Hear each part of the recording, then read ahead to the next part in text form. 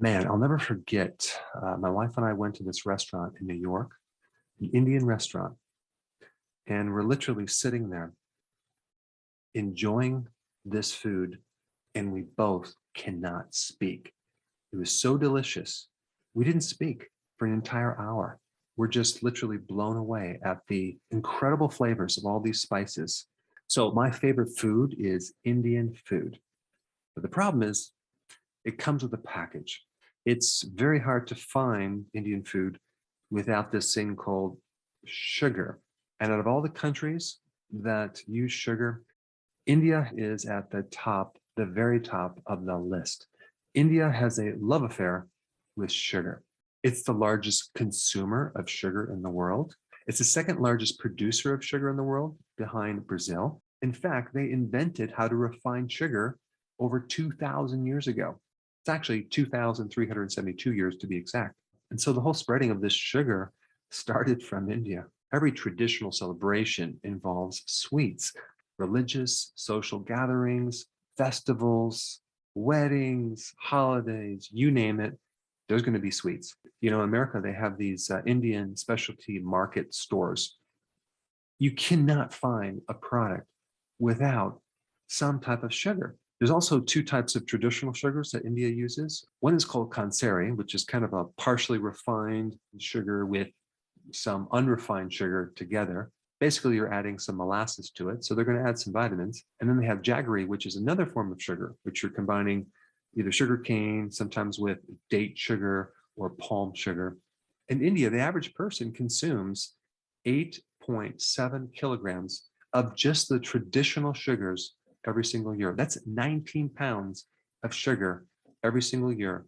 And we're only talking about these two traditional types of sugar. It's incredible. So unfortunately, this addiction, tradition is so embedded in society that it's going to be really hard to change. In 2005, 25% of the population was overweight and obese. And then in 2013, that rose to roughly 64% of the entire population is overweight or obese. There's over 65 million people who have type 2 diabetes in India. That is number 2 in the world behind China.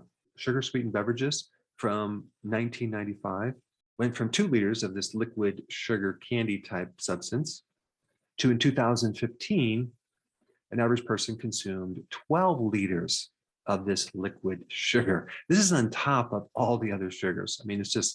It's over the top. And so the only change is not going to come from taxing people on eating sugar and punishing them and forcing them to eat healthy. It's going to come from you changing your diet and you becoming healthy and having people look at you and go, wow, you look amazing. I want to make that change. So honestly, once you understand how to make these recipes with alternative sugars, it's not going to be that hard. And the taste with all those amazing spices and aromas could be virtually identical. So there are many different Indian dishes that you can make, either without sugar or with sugar alternatives. And the cool thing is the health benefits of all these different herbs and spices are amazing. But when you add sugar, it kind of nullifies all the wonderful benefits, anti-inflammatory, anti-cancer, anti-diabetic properties. So let me first talk about some keto-friendly Indian dishes that you can start eating immediately. Okay, we have pioneer cheese.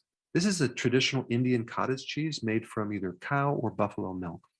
It's great when you mix with spinach or other types of foods. 1 cup, you have 22 grams of protein, 29 grams of fat, which is great if you're on the keto plan, and only 3.6 grams net carb.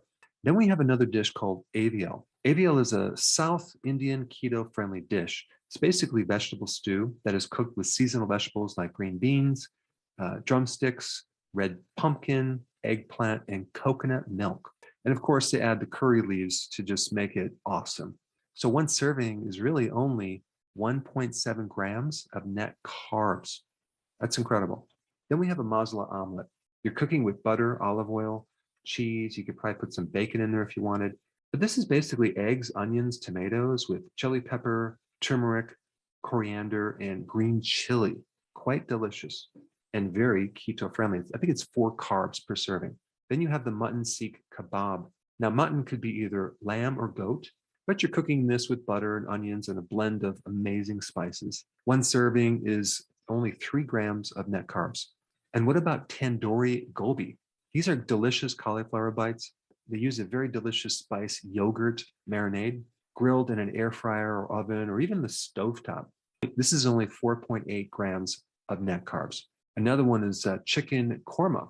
This is a great dish where you're combining chicken with certain vegetables, with a yogurt sauce, and of course, amazing Indian spices for that wonderful gravy. This one only has 4.8 grams of net carbs. Then we have the Indian coconut shrimp curry that takes less than a half hour to make. It only has 3 grams of net carbs and it's total keto.